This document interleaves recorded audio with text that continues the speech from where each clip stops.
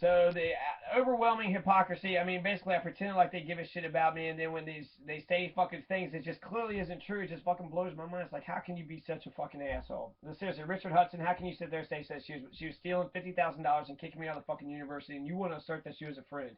Yeah, she might have really went to bat and actually defended me at one fucking point, but that's selective generosity, and it was when she fucking liked me. She changed within that fucking week, and it'll never fucking get better, and that's fine because she don't know how to make a positive relationship. Basically, she shits on her fucking husband. Her husband takes all of her fucking bullshit, and she expects the whole world to take her fucking bullshit. She's probably been getting away with this fucking shit her entire life. She takes mug shots of everybody in her class, right? Line up on the wall, and then has like police files on everybody. Her own husband says that she's a stupid bitch, and he calls her a bitch when she's being a bitch, right? That's what she says. Oh, I was being a bitch. So she embraces the bitchness. She's proud of being a bitch. That's who she fucking is. She doesn't give a fuck about anybody else. He wants to sit there and say that she was a friend. I mean, look at the fucking face. Look how she was fucking looking at me. That's shittiness. She was fucking being wicked, okay? That was not a nice fucking face. That's not a nice fucking person. That's where the origin of evil comes from, okay? Right. So that's what these fuckers did. They got all amped up to fucking rob $50,000 away from me, just like the fucking hoodlums in the fucking West End who stole $3,000, but they stole $50,000. So $50,000 is 17 times the amount of 3,000. So $50,000 is 17 times three, roughly speaking. So they are 17 times worse than the fucking hoodlums that had fucking robbed me. And they had some sympathy when the fuckers had robbed me, but they robbed me. And they basically, fuck you. No, no, you've been robbed before, so fuck you. It's almost incredible how an oppressor will hear about something that happens to you and think that that's okay, that's acceptable. It's almost like there's several things, but I mean, I feel like I had told about Elizabeth Rogers about this one teacher doing a drive-by on me. So she didn't want to hear me explain or talk. She just wanted to kind of throw the analysis out, write it down, put it there, and then fucking bolt and just take off. And that was it. And I felt like I wanted more of a more of a supportive type of fucking conversation. And she laughed about it all. She just fucking dropped it on you. Ha ha ha ha. She just dropped your fucking criticism on you. Ha ha ha ha. That's so fucking hilarious. And it reminds me of like one of those motherfuckers that like will listen to their fucking their significant other or woman or whatever talk about, I don't know, I saw some weird ass fucking movie where it was sitting there saying it might have been Justified, right, on the movie Justified or the TV show Justified. But it was about these weird ass fucking people, and the guy was sitting there being with the fucking woman, and he was sitting there. They're like mentally challenged people, right? And which is, I don't know, the whole thing's really a bizarre scene. But he was sitting there getting horny to the stories of her father molesting her. So she would tell the stories about how her father would molest her, and then he would, get really horny about it, and then want to fucking do the exact same thing to her. So that's what a fucking sick oppressor fascist is. They'll fucking hear about it. I mean, I don't know. It might be human in a way because I figured I got fucking robbed in the fucking neighborhood. I can't just sit there like a fucking like an open door, come in, take my shit, and do nothing back. So I fucking picked up and fucking moved. I really wanted to fucking go out and actually, hit him up and get something out of him. Confront his fucking father, fight them, do something. But instead I did none of that had happened. But I moved, right? So I got out of the fucking situation where I was a fucking open target. And but I'm saying that when people drive by, oh, there's a house that we had fucking robbed. Oh, well, how'd you get in? Well, we know the secret back door, and we fucking snuck in, and that's how we got in. We know this fucking secret passageway. And actually, they was all concerned about the fucking basement too. So it makes me wonder if like somehow the basement could fucking go up through the fucking floor. I don't know. But the basically it says, hey neighborhood, this motherfucker got robbed. So anybody else that wants to rob, he ain't gonna do shit. He's living by himself. He goes to school, so his fucking shit's vulnerable. And actually, I don't know. It's absolutely incredible that a motherfucker won't rob you unless they fucking know you, right? So they'll know you, they'll see your shit, then they'll be like, ooh, I want that type of shit. So you only can fucking desire what you see. And so, since you only desire what you see, then the motherfuckers have to be invited in. But to be honest, every fucking house has electronics of some kind, laptops, computers, smartphones. It's America. This is relatively decent fucking wealthy country. So any house you go to will have any fucking thing. You don't have to fucking case it out. You don't have to fucking say it's an easy lick. Any fucking house. Motherfuckers has a house. They left the fucking house. It's a lick. But these stupid motherfuckers, it's they have to fucking get. I mean, I don't know. They treat me like a total fucking asshole. Like I didn't know what the fuck they were doing. But I mean, maybe I should just call them out. But I don't. If somebody can explain life to me, I would really greatly appreciate it. Like Tupac, I feel like I'm a boy in wisdom. Okay, I'm a fucking boy in wisdom, and I'm just doing whatever it is out here that I can do in order to fucking survive. So let's document all these things so I can move on with my life because their hypocrisy. I trusted these assholes, and they fucking really let me fucking down. Karen Dunnigan said she would develop my spirituality and just crush my spirit the whole fucking time I was there. So Pat Todd, she tells me to shut up. Karen Dunnigan witnessed terroristic threatening on me and didn't say anything. I'm gonna kick your ass. I'm gonna kick your ass. You said Jennifer Mangio, she's a lying, two-faced piece of shit. She says everything would be okay if something had happened, and she lied. You know that didn't actually happen. Kristen Harris is a lying piece of shit. She's an oppressor. She's a fucking butch, fat, overweight, talentless, fucking waste of life. Kristen Harris, she's the one that says that when they're fucking sitting there. The story was that there was a teacher yelling at a fucking boy. So you're not doing what you're supposed to do. You need to do your work. And I'm tired of being able to get on you. How come you don't ever do what you're supposed to do? You need to do it. You need to do it. You need to do it now. Kristen Harris defended that type of fucking behavior. I said fascist. Oh, that's a fascist. The story was eventually she goes over him and she's like, "Hey man, what's up?" And so she leveled with him, talked to him, build trust up, and then got him to do his work. So she treated him like a fucking person and then was able to get him to succeed. When I was treated like a person, I developed my own education program and I wrote 150 fucking pages. That could be a book, that could be lesson plans, that could be so much fucking shit. But they don't give a shit. They're not trying to fucking support you. They're trying to fucking smash you. The whole point that of me getting fucked over was because Elizabeth Rogers was inconvenienced. She's like, I should not have to take this at 10:30 in the morning. How dare I am Elizabeth Lodge Rogers. I should not have to deal with this at 10:30 in the morning. I was having to deal with shit at 7 fucking 30 in the morning. She was fucking me up. I'm actually 4:30. I was waking up 4:30 in the fucking morning and getting ready to go. But that's the reason why she fucked me over about the conversation with the 1855 Know Nothing rights because she was inconvenienced. Julie Chancellor says she couldn't work with me because I wanted that conversation. How dare you? You want a conversation with me? You are a bitch. I fucking kicked you out like a bitch. I treat you like an asshole. You're my fucking slave. How dare you, slave? Fucking talk to me as if we're fucking equals. Fuck you, slave.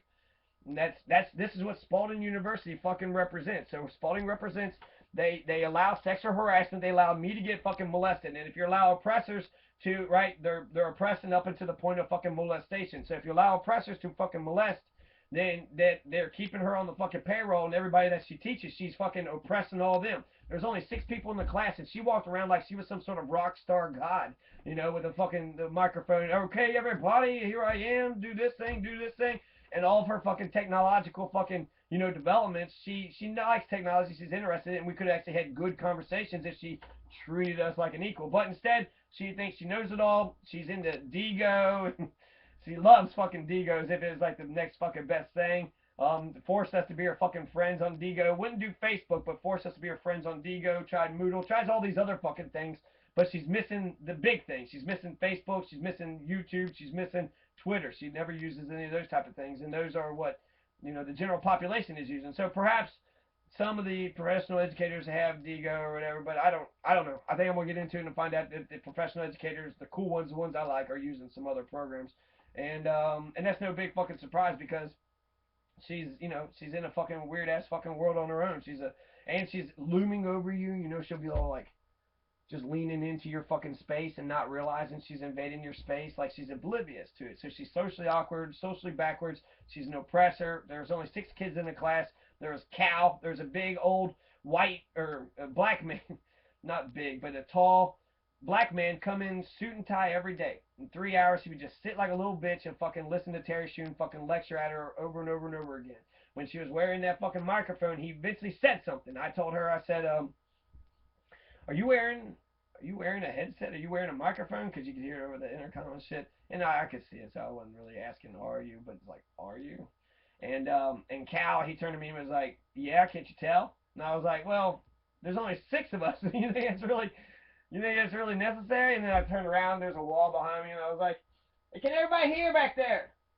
I want to make sure everybody in this room. Can anybody not hear? And that was it. There was a beautiful black woman. She had sort of an upturned fucking nose though, and she was a fucking stuck up snob. She talked to me a little bit, talked about how we're just doing busy work and shit. So she did fucking level with me a little bit. But really, they took it all in stride. I'm a fucking oppressed fucking piece of shit. I'm a nobody. I'm just gonna do what the fuck she tells me to do and get the fuck out of here and try to survive. And so she's a fucking rock star. She's looming over you. This is the person that is it that big of a surprise that she fucking molested me. That she's not aware of other people's feelings, other people's thoughts. She's a fucking psychopath. She has no anxiety whatsoever. And anxiety is a normal thing to have around other people because that means you care what other people think. If without anxiety, that's a psychopath. Psychopaths don't have anxiety because they don't think of you as a person. So it doesn't even matter what you think because they're just fucking psychopaths. So that was one person, right? I think I've actually kind of run through most of the bigger ones. Let's see. Jennifer Mangio. I only knew her for a while. She was the field director, so actually I'd done like 20 different fucking field experiences with her. She had not with her, but she had assigned them. So I knew she'd been at the university for a while, but I never actually met her until at the very end. Pat Todd, this fucking lunatic. Okay, let's get on Pat Todd a little bit. I almost feel like Pat Todd might be behind this whole entire fucking thing. So she told me to fucking shut up, and there's this big debacle. She's running around trying to get me fucking kicked out because how dare you? I'm a fucking psycho fascist piece of shit bitch, and you're my bitch who's got to fucking take orders. So she's the shitty bitch oppressor. Everybody has to do 100% compliance to her, and I'm just a fucking bitch ass slave. I told her, how come you're always harassing me? Why are you always harassing me? She looked at the fucking signatures and she was like, well, let's look here.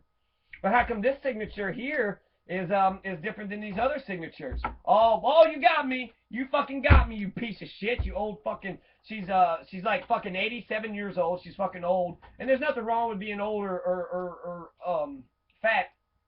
I just feel like if I don't fucking like you, fuck you and everything about you. You don't like me, fuck you.